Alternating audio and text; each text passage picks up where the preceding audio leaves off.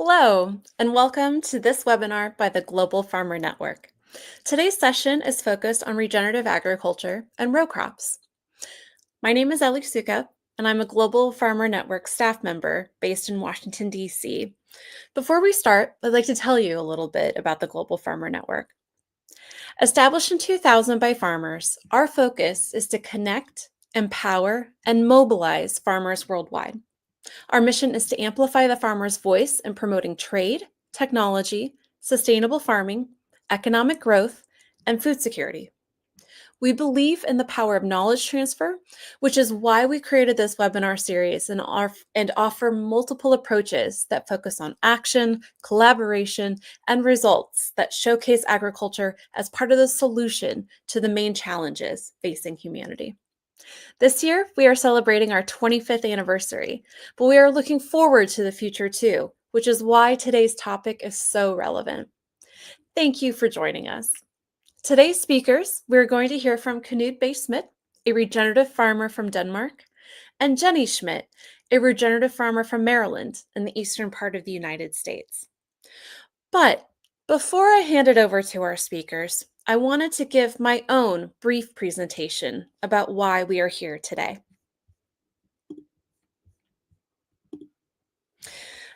In April, the Global Farmer Network invited 8 farmers from around the world to come together to discuss regenerative agriculture. You are going to hear from 2 of those farmers today.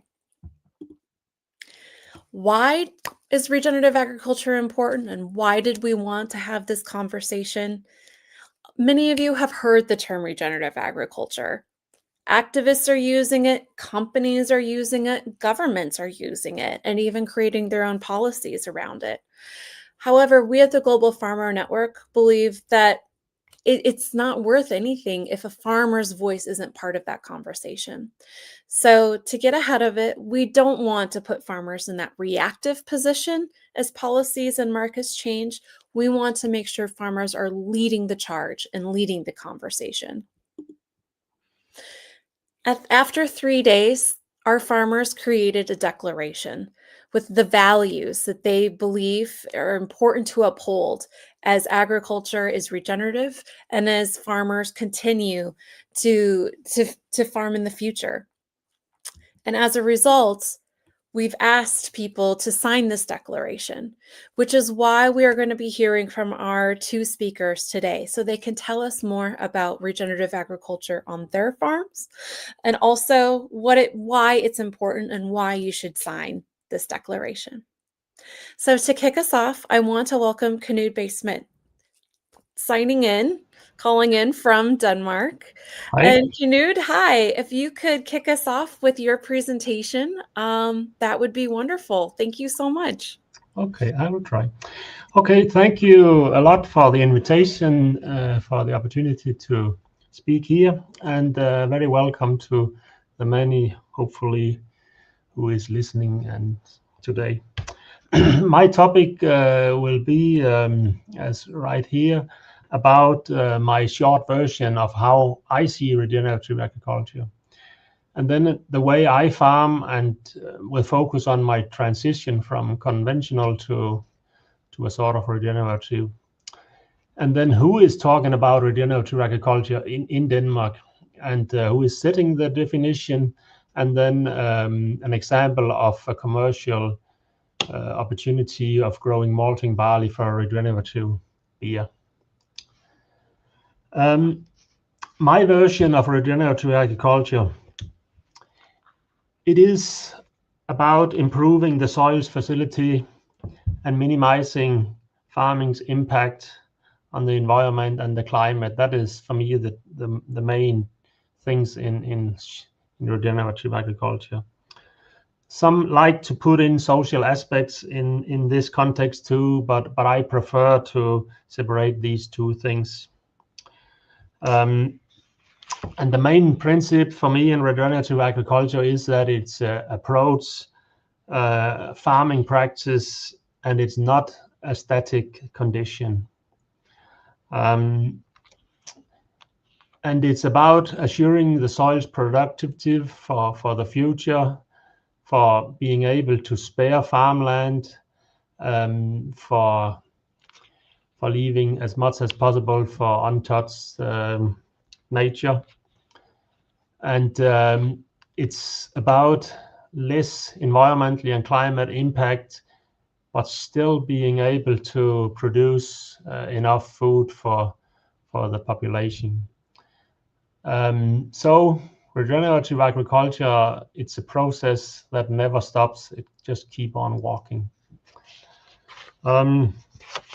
My way of practicing a sort of regenerative, I mean, I'm calling it a sort of because I am trying not to make a definition, because then I find I will be locked up in something where I cannot move. My farm is about 240 hectares arable land and some grass and some forest, very mixed soil type, everything from sand, loam, clay, silt to peatland. The rainfall here is between 700 to 900 millimeters, most of it in the winter period, so drought can occur in summers. We grow cereals, oilseed, legumes, and sometimes grass seed. I last plowed in 2018, and before that I experiment a little bit with more or less deep cultivation. So my no-till learning curve has been very steep and also a little bit expensive. So many of the pitfalls that I have dropped in could have been avoided if I knew then what I know now. My transition and the challenge that I have met, one thing was, buying the needed equipment. There was not, I mean, there was so much to choose among, but what will suit my farm and what could I justify it with my size of farm. But I found something, and then I took, a hard I convert quite quickly, just from more or less conventional to direct drilling, which means that it was not a success from day one. Particularly the spring barley or spring crops in general had problems develop, and there was, if the crops doesn't develop as they should, you get a problem with weed. You cannot control it if the crop there's no competition, and the soils got a new dynamic. Because the soil is that is used to be tillage, if that is left alone and the biology is not still working, the amount of earthworm is not enough to replace the tillage, and so on and so on. So that was that took some years, and my mindset should be changed too, to be understood in the way that I should accept the messy field instead of the black soil with the green grain germinating, which is always nice to look at, instead of it was grain coming up in between residues and dead weeds, so on. But that has changed. So where I am now, I enjoy the benefits of the changes, which means significant lower machinery costs. It's more simple. It's less fuel, less repair, and less time spent. That means less labor. The fertilizer efficiency has become much higher, both due to less leaching of nitrate and potash, but also because the use of legume as a service crop is contributing, and the residue starts to decompose and releasing nutrients after these now 7 years. It's 7 seasons I have been doing it. The soil has become much easier to manage. There's no erosion anymore, and therefore there is no, at least significant less impact on the water bodies. So, and the use of insecticides is almost zero, which improve the habitat for the soil-borne insects and birds who find their food in the crops all year round. So as a farmer with great passion for agronomy, it's a real pleasure to do field walks now. So that has also changed my mindset of doing what I'm doing. Who is talking about regenerative agriculture in Denmark, where I'm from? There's a farmer organization where I am member too. We talk a lot about it, and the discussion about doing a definition is some would like to do a definition because it's then you can explain and you can say this is what I'm doing. But for me personally, I prefer definitely what we did in Global Farmer Network, where we make a declaration that we commit to stick to. And then there is some NGO and some industry.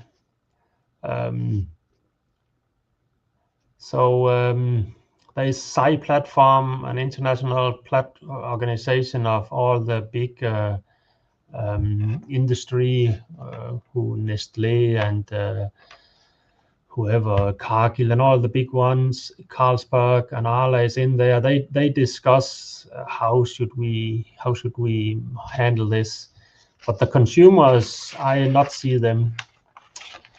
And then about a commercial example of growing malting barley for regenerative beer.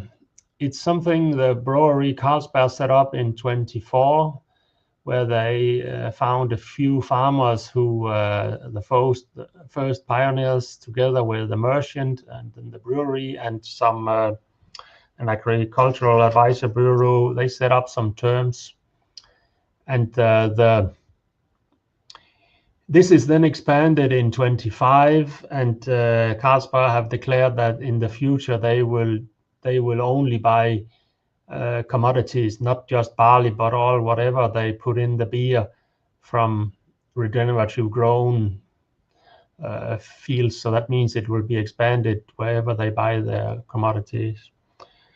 There has been a premium of 40 euro per ton above the ordinary malting barley premium, and the farmers, they were obliged to commit to use less nitrogen, less or no insecticide, and they should at least 4 years in advance have could prove that they have done less or no tillage.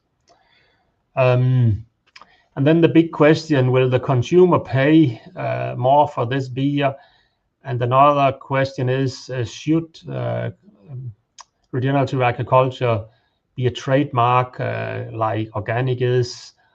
And then, as I fear, gets stuck into its own limitation instead of being something that we as farmers do just for our own sake and for our field, of course, and for the future farmers after us.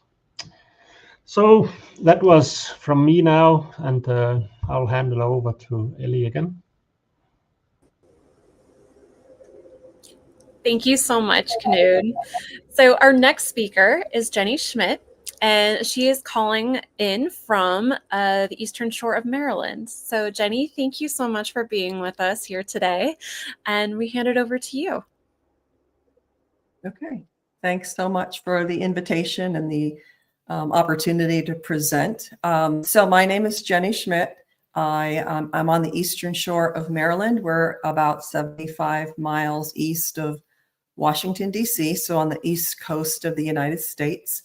We farm in a fairly environmentally sensitive area known as the Chesapeake Bay. It's the largest estuary in the United States. And so we have had a lot of environmental concerns and regulatory processes as a result of being so close to such a large body of water.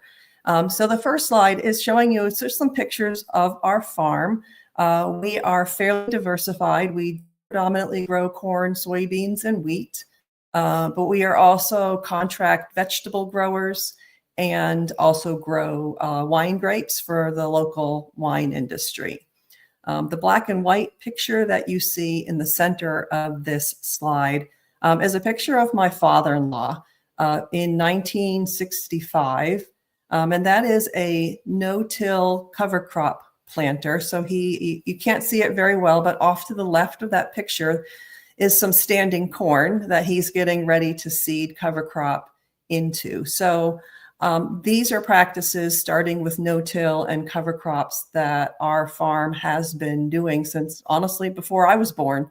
And so that's one of the, I think, regenerative practices that's been around for decades that, has some regenerative really now being more of the new terminology. And I think conservation is probably the most commonly used term when you talk to a farmer in my region anyways. Next slide, Gina. So again, it's the picture is from an article. If you're familiar with Farm Journal magazine, it's been around for obviously a long time too, because this is from 1965 about my father-in-law and his brother at the time doing no-till corn planting. So the title of the article was Corn Without Plowing. And again, that's looking for us. The focus is really on doing more with less, doing things that are going to keep our soil in place, things that are going to reduce the amount of tillage practices that we do in the field. We farm in what's called a coastal plain. So we're an hour from the Atlantic Ocean. We're less than an hour from the Chesapeake Bay, the Delmarva Peninsula, which is the state of Delaware, part of Maryland, part of Virginia, is a coastal plain. So it's predominantly sandy or sandy loam soil. So it's very loose, very low in organic matter, very low in CEC values. So for us, it's about keeping our nutrients in place as well as keeping our topsoil in place, because unlike other regions of the United States, we have just a couple inches of topsoil. And so we need to make sure that it stays on our farm and stays out of our waterways. So we're looking at making our land more resilient because of the type of region that we farm in. Next slide. So I think in the United States, and we have so many different growing regions, as do so many regions of different countries around the world. And so some of these are common, and I think one of the things that I think that most U.S. farmers would agree to is there's no one set of tools that works for everybody and one set of tools that defines regenerative agriculture, which, going back to what Knut said a few minutes ago, is one of the reasons why we thought it was important to not define regenerative agriculture, because one, you've got aquaculture farmers and you've got land farmers. You've got so many different technologies and soil types and growing regions that defining it as one thing really kind of limits the opportunity to be able to practice different technologies, especially as new technologies evolve. But in general practice, I would say minimizing soil disturbance and keeping your soil covered, using cover crops to maintain a living root system all year long, so that in the wintertime, when things are generally dormant, you're not losing your topsoil when there's a storm, when there's a lot of rain, those types of things. And so things that we participated in as a farm is the sign that you see there in that picture, Certified Agricultural Conservation Steward. And so what this meant for us was undergoing a process of evaluation of all of our practices on all of our fields, making sure we were in compliance with nutrient management laws, making sure that we had no water or soil resource concerns across all of our fields. And only then, after going through the Soil Conservation District and the Water Quality District, did you qualify through having this evaluation process completed and being able to call yourself a certified agricultural conservation steward. Again, another way to look at word regenerative agriculture, meaning, agricultural stewardship would be another way that I would look at it anyways. Next slide. So looking at ways to improve soil structure and fertility, ways to increase your carbon storage in order to mitigate climate change. For us, really looking at water filtration, building your soil tilth, making your soil more resilient against drought, which, weather has been increasingly more erratic and more extreme in recent years. And I think regenerative agriculture, conservation practices, sustainability, whatever term you want to use, are ways to mitigate and make your farm more resilient for whatever is coming down the road, because we still need to grow food to feed a growing global population. And being able to use regenerative practices not only helps us do that, but it also improves our economic resilience. We have found, as mentioned by Knud, that we're doing a whole lot less equipment work. We're using a lot less diesel. There's fewer passes across the field, so we're doing less compaction. And I think that those are all sort of, common sense methods of making resilience in your fields stronger. And I think that's an economic focus for most farmers, as well as an environmental benefit. Next slide. So I kind of just said in the last slide. So reducing input costs. So using less diesel when you're not tilling your ground, building your long-term soil fertility.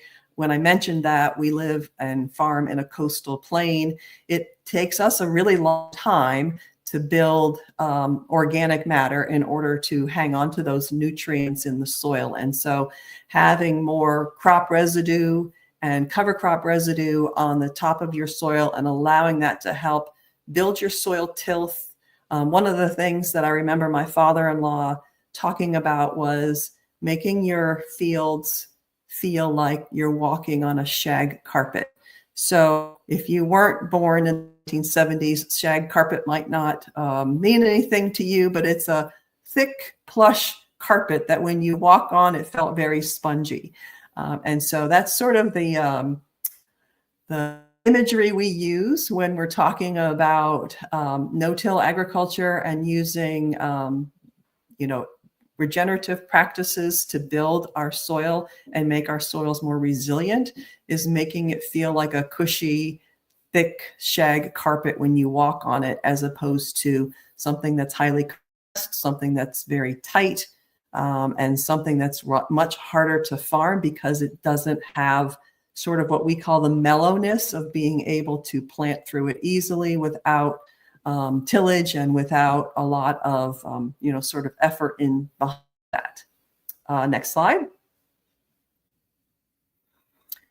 And I think it's important to say that it's not an anti-technology. A lot of times people think, well, you're not allowed to do this, you're not allowed to do that. I think what's really, really important is to use technology, the precision agriculture, biotech crops, variable rate applications, and using data to drive your decisions. That's really the epitome of pro-technology, as opposed to going back to the way, and sometimes on social media we'll hear, farming the way you used to in the 40s or 1950s, back when there was no precision technology to allow you to be more efficient with your fertilizer, use less fertilizer, use less crop protection products, use data to actually drive your decisions. And again, like I said at the beginning, it's not all or nothing. I think it's a variety of tools in your toolbox. And not every tool works for every farmer everywhere. And I think that's why, again, it's important to have some flexibility in your approaches towards the definition of regenerative agriculture and using it more as a guiding philosophy, as opposed to a constraint of specific things that have to be done in a specific way. at a specific time. But it really does come down to profit and profitability and productivity, because if we aren't able to stay in business, especially in the region where I live, where there's a lot of urban development pressure, it's very easy to grow houses instead of grow food. These days, there's a lot of pressure from the solar companies to transition your farmland from food to solar. And, we have a limited amount of land here on the East Coast that is highly productive agricultural land. The Delmarva Peninsula is one of the last large-scale areas of highly productive row crop land on the East Coast. And so I think that's, one of the things that these tools in your toolbox have to do is make you more profitable. And that allows you to keep the family farm in the family and keep farming. Next slide. And so these are some of the programs and some of the organizations that have had some type of approach, either using conservation or regenerative agriculture sort of interchangeably. A number of the great companies in our area and across the US are looking at reducing their Scope 3 emissions and looking to use agricultural practices in regenerative agriculture to help them achieve that. We also have, a regulatory perspective for the Chesapeake Bay in terms of cleaning up the water quality. And so there are different stewardship, conservation, regenerative agriculture sort of certifications, sort of like the one I showed in the slide a little bit back. There's a new one that was just passed earlier this year called Leaders in Environmentally Engaged Farming. And those are things that I think are helping to drive the adoption rate kind of across the US as more and more farmers are using cover crops, using reduced or no-till, using different practices, using more precision-driven data to become more efficient, both environmentally and economically.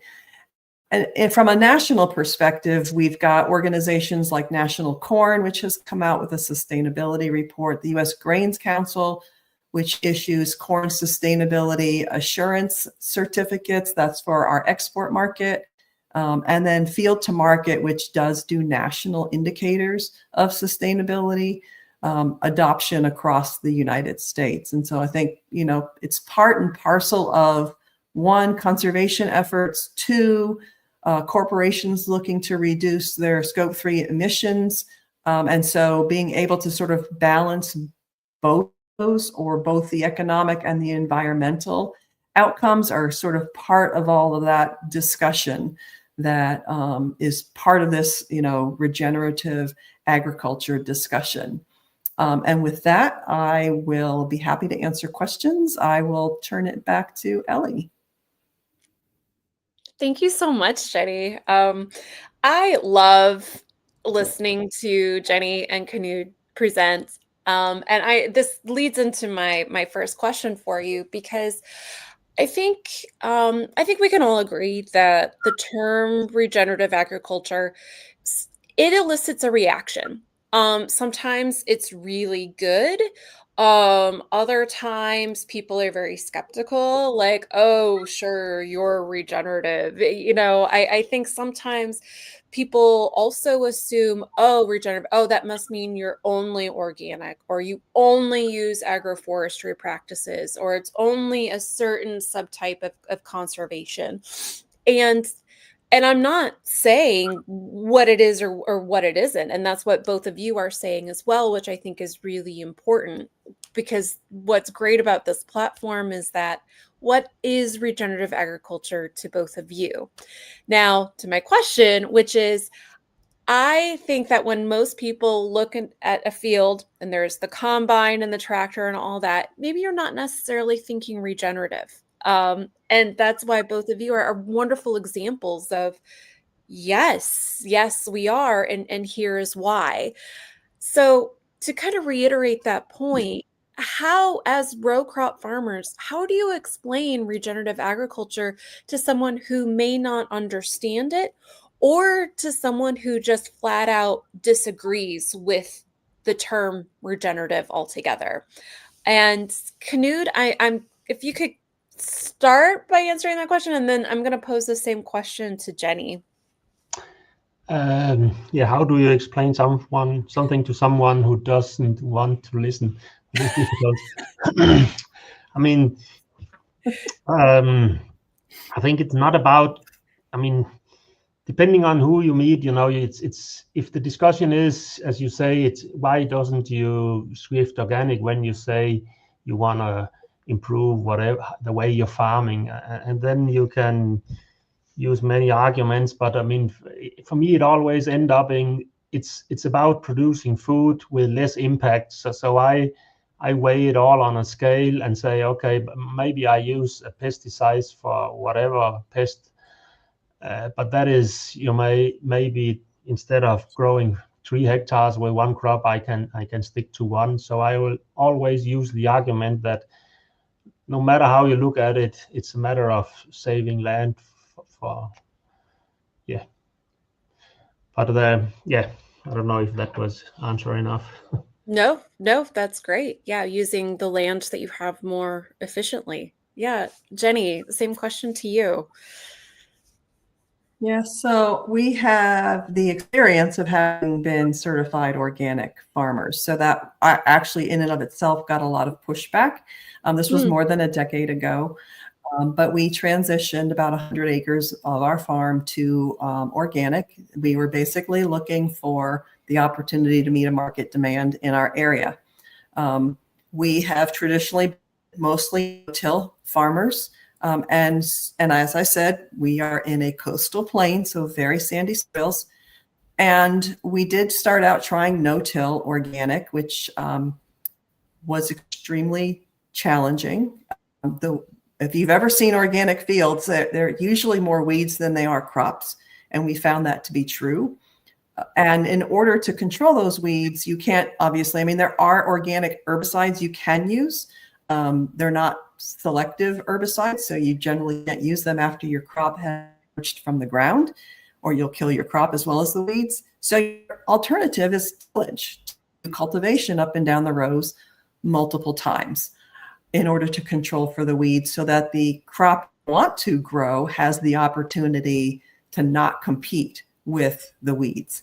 And what we found was we were doing a lot more tillage than we would typically be doing. And that has a lot of impacts. One, because we have sandy soils, that gives you the opportunity to lose more sediment whenever you disturb your topsoil. You have the risk of wind or rain running that loose soil off the top of your field. And so that's its own risk. We're creating more compaction. Obviously, the more times you drive a heavy piece of equipment across a field, the more tight and compacted your soil underneath it gets. So even though you're cultivating the couple inches of soil, the weight of the equipment driving across the field that many times creates compaction down deeper in the soil. So it just was not in line with our philosophy, right? I mean, organic in that sense was not more sustainable because we were doing so much tillage and not getting the yield that we needed in order for it to be profitable. We kept up with it for a good 7 years before we decided that this was not worth losing money over year after year. A lot of people will think it's all or nothing, right? The same, what you just said at the beginning when you asked the question, which is, how could we, as sort of conventional biotech, be also organic farmers? And it goes back to what I said about the tools in your toolbox.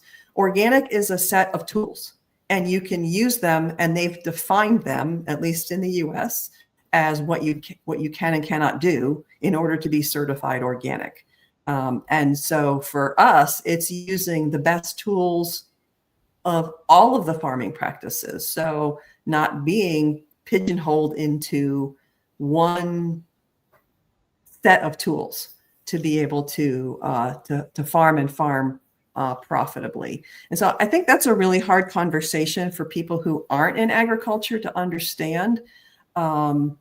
What you look like, as you said, as a big farm with big tractors and equipment driving across the field, and how could that possibly, be regenerative, when actually some of those tools are the best ones to make the least amount of impact in the environment on your field. But it's sort of counterintuitive to what people have learned about agriculture in social media, which is misleading in and of itself. Because most of those people haven't never been on a farm. So yeah, I don't know if that's the long and the short of how I would answer your question. No, that is wonderful. And I think, and I really appreciate you saying it's not all or nothing, and again, this is why I love both of you, is because you're both clearly innovators, right? Like, you try new things because it needs to be profitable. You need to meet a market. And you have to make that decision. It's about finding that balance. We tried organic for us in our context, but we sacrificed this as a result, and you have to make that decision. And I think I really appreciate you being able to articulate that nuance, because I think that's not, people don't always know that, as you said. Speaking of meeting a market, this question is to you. Could you tell us a bit more about the work with Carlsberg? And I say Carlsberg because this is a brand that no matter where you are in the world, people are familiar with it. And so if I go to the fridge and I pull out, a bottle of Carlsberg, I'm not always thinking about where it comes from, the wheat, the barley, all of the hops, but I'm also certainly not necessarily making the connection with the practices, the regenerative practices. So can you speak more to that program that you participate in? How did that come about? Were you already doing it and then Carlsberg said, oh, hey, I already do that? Or did you feel that it was more, oh, there's a market, now I need to adjust my practices in order to meet the market? Can you take us through that process and how you found it? Yes, I can try. I mean, I haven't yet grown malting barley for Carlsberg myself, according to this scheme, but I have grown malting barley before to others. But anyway, they I think I know those who buy the raw material from Carlsberg, they were a part of the Carlsberg group. How do we send the signal to the consumers and to our investors? I think it's both the consumers and the investors that they are sending these signals to is and also because they, as they say, our impact on brewing beer is coming from the raw material, which is in Denmark it's malting barley, but it's wherever in the world they use what they can make alcohol from, and then they joined together with an agricultural advisor, and they try to figure out how could we do this so it could be implemented into practical farming. And together with some of this organization for no-till farmers in Denmark, there was 2 farmers living close to where they have a maltery, who was elected in 24, and they were growing not that much, but a little bit. And then they expanded in 25 to, I can't remember if it was 5,000 hectares or 50,000, 50,000 ton. So that's not 5,000 hectares, that's maybe 8,000 hectares. Anyway, the terms for growing them, as I farm, I could drop in and I could grow malting barley, but the problem is it's still limited, and it depending on the merchant who you deal with and so on, so on. But anyway, I think in the future there will be others who will join similar. So that means other breweries, all malteries, they will all asking for regenerative malting barley. That will be the new standard. That was the goal for Carlsberg. Set a new standard. It should not be something special. So hopefully they are right, because if that will be the new standard, that means other crops should be, I mean, you don't grow barley after year, you have a crop rotation. So that means your bread wheat have to be grown, or you could maybe get a premium and so on. So it has been, among farmers, it has been accepted simply because, you get a premium, that's easy to understand. But also by the rest of the industry, who is, looking at them, what could we do, and could we do something similar with the commodities that we are, potatoes and whatever is used. I think they have taken, I mean, instead of just talking, which a lot of people do, about regenerative agriculture, and a lot of the regenerative products is maybe just some vegetables from a small garden. It's not really big scales. So that's nice they have done that, but they have also, there has been a lot of criticize particularly from the organic sector, because they fear that they are taking over their being special. They have focused even on the farmers who grow it. They are using pesticides, or but I think in the long run it will be the big companies who will set the agenda, and then we as farmers will grow whatever crop we grow as, like a concept. You follow the concept. So again, back to why I'm happy with the declaration is, me as farmer and member of Global Farmer Net, okay, we have set our declaration, and this is how we look at it, and then we make a contract with whoever we can find is worth working with. So yeah, hopefully the malting barley will be a new trend, so other will come after. Yeah. Wonderful. Oh, thank you, Knud. Jenny, we have a question from the audience that I think it's a bit technical, but maybe you will think it is quite easy, which is about soil. And so given all of your work and different types of farming that you have experimented with, so this audience member is asking really about soil health. So in terms of understanding, the residue from chemicals, the certifications that are required to, what is organic versus non-organic, and does that show up in the soil, and understanding, why row cropping and not using, either pot or greenhouse cultivation. If that gives better water or gives better yields and uses less water. So could you talk more about your farm and kind of the soil health and how that informs the decisions you make? Sure. So I'll start with the last part first, because there are certain crops that you just can't grow in pots or in greenhouses, certainly not efficiently. And row crops, which is today's topic, are prime examples. We're talking about vast acres per hectares of cereal grains that are, the bulk of the calories that people consume across the world: wheat, rice, corn, soybeans. So in that sense, it would be extremely expensive and very inefficient to grow row crops in a greenhouse or in pots. And so the efficiencies there and the economics and the environmental benefits are clearly in open fields as opposed to greenhouses. For us, when we're looking at the residues of chemicals in the United States, anyways, I can't speak to anywhere else, everything is spelled out on your labels that the Environmental Protection Agency has issued. The label is the law in the United States. So following the rates and the withdrawals between chemicals and crops is all spelled out on that label.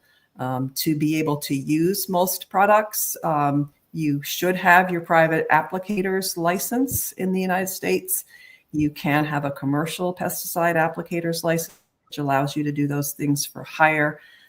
But basically, when you're looking at the pest control that you're choosing to use on your farm, you're also looking down the road as to what is your rotation next year. And that's particularly important for us as vegetable growers, because there are products that are not labeled for vegetables that we would not be allowed to use on our row crops, because they would not rotate to the vegetables that we plant to grow in those fields next year. And so I think that's one thing that's really important when they ask the question about residues in chemicals is we're not using the same product year after year, and we're not using it on the same field. So as we rotate crops, we're also rotating programs of weed control, pest control.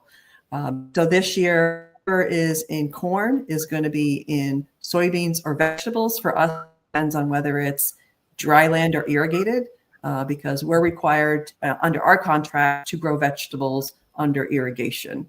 They want to be able to guarantee a crop, and most, vegetables are perishable, so they do need more irrigation, generally speaking, than our row crops do, and more management in that sense. So as you're rotating your crops year after year, you're also rotating your weed control, pest control programs, so you're not building up an unusual amount of residue from any of the one products that you use.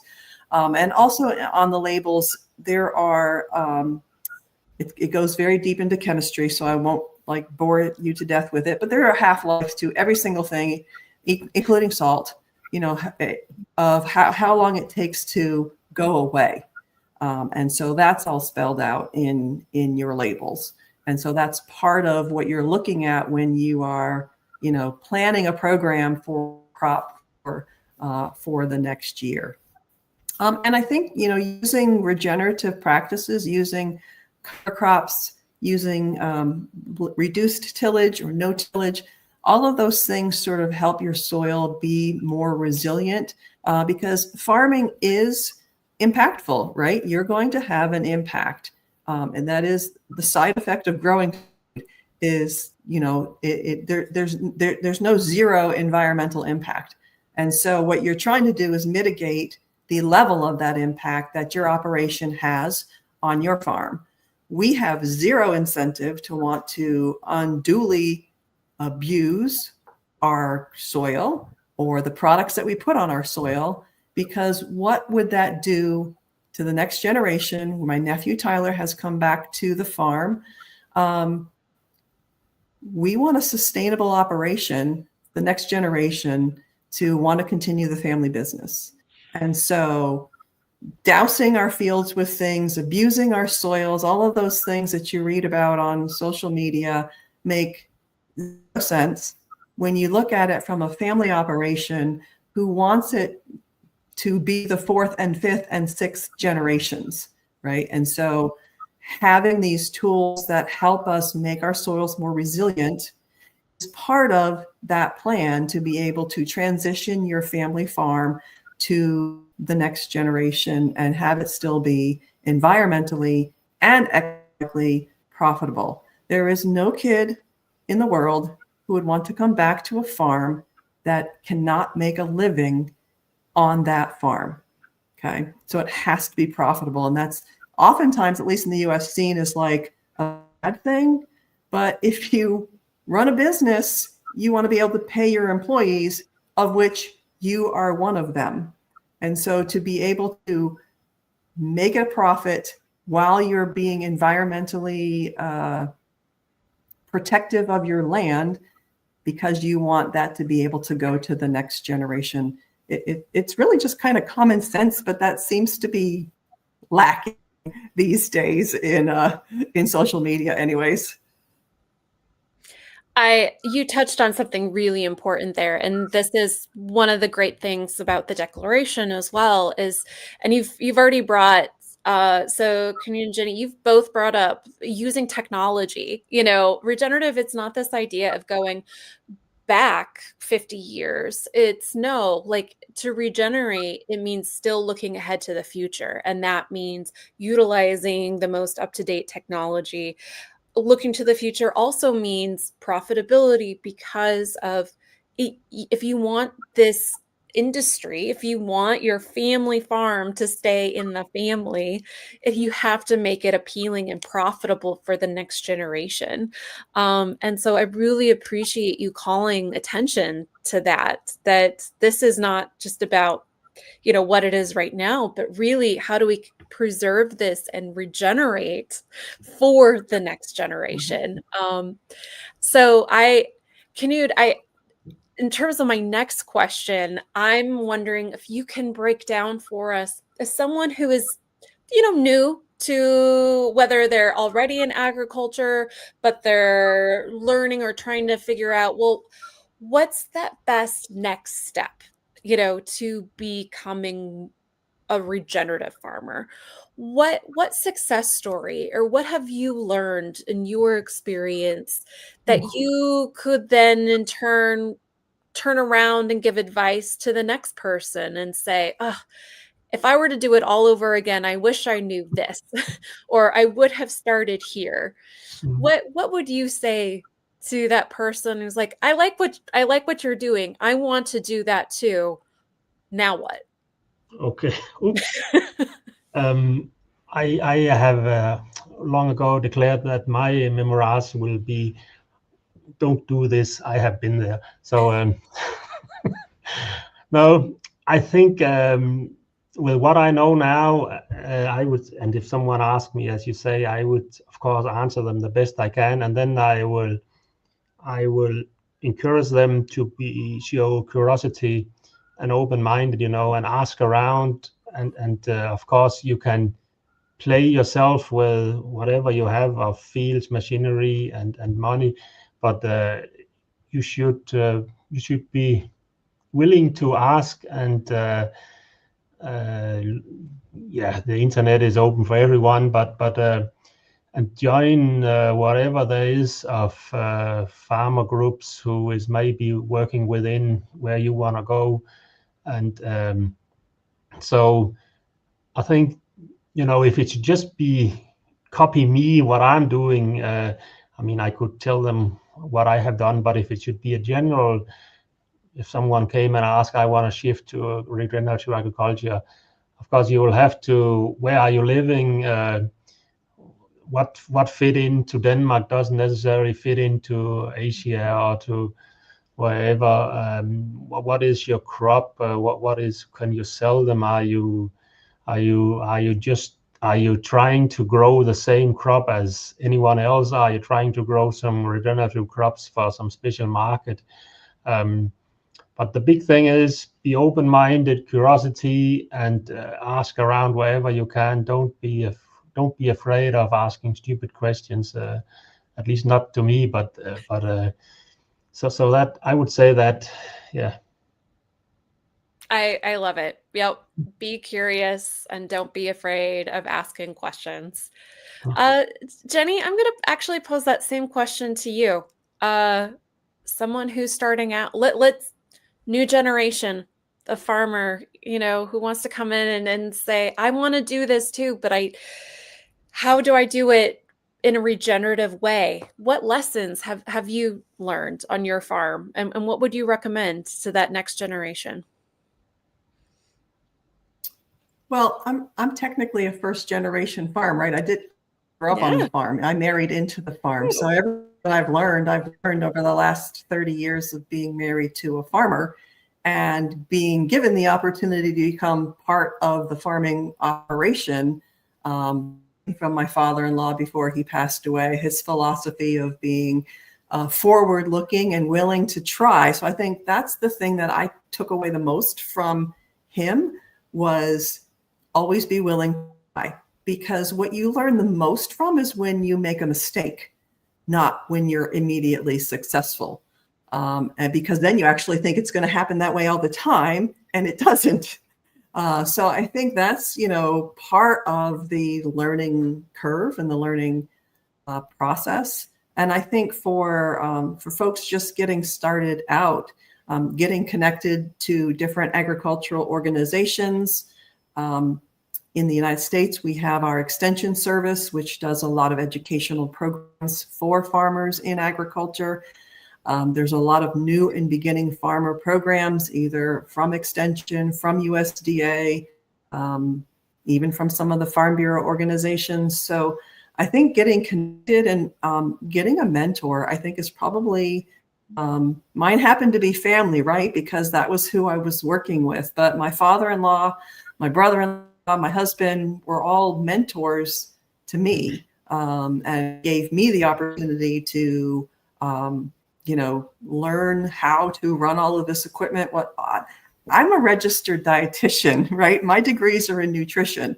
So for me, being able to transfer that knowledge from humans to plants and soils, that was easy because that was science, right? So it's the same science, just a different biological application.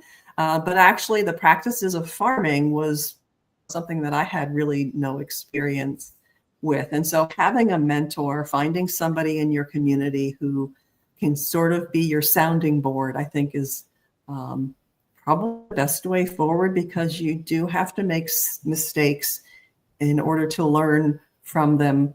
And being curious, like Knut said, is just how you learn best for being able to accomplish something you haven't endeavored into before. Fabulous. So I'm going to add the declaration here to the screen for everyone to see. And as we wrap up, and Knut, I'll start with you, and then Jenny, I'm going to end with you. But if you could both answer this question, how is this declaration useful to you and to your work and to your networks? And why should someone sign this? Yeah. I think one of the main thing for me is it's like taking ownership of my way of farming. I mean, I'll stand up for what I'm doing. It's not just, I don't just follow someone else's terms and say, okay, this is the way you should go. I said, okay, this is the way I farm, and then I make contract based on that, or make deals based on that. So I mean, I stand up for what I'm doing, and then doing business according to that. So I would say that's also the way that I would find any others should use this declaration. Okay, see yourself in it, and then if you cannot see yourself in it, then maybe change the way you farm, and then you fit in. So yeah, I like it. Jenny, over to you.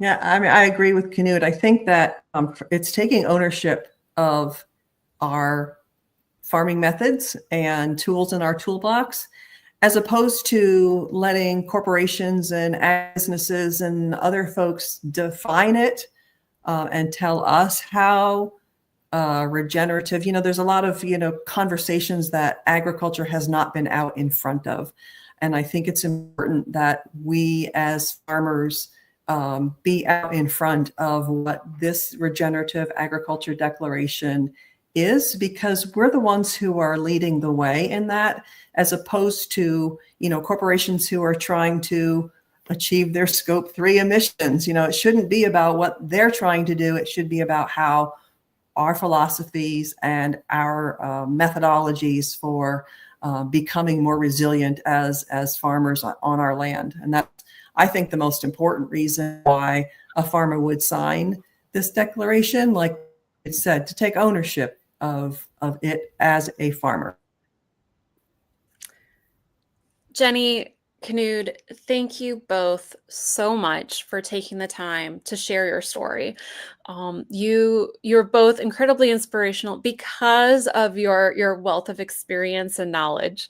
And I really appreciate you sharing your story. And I appreciate the I guess the humbleness that you both bring to this, right? It's actually quite empowering to be able to say, yeah, I did this and don't do what I did. Or, here we tried it and it didn't work. And your willingness to share those stories and what you learned is incredibly impactful. And so thank you so much.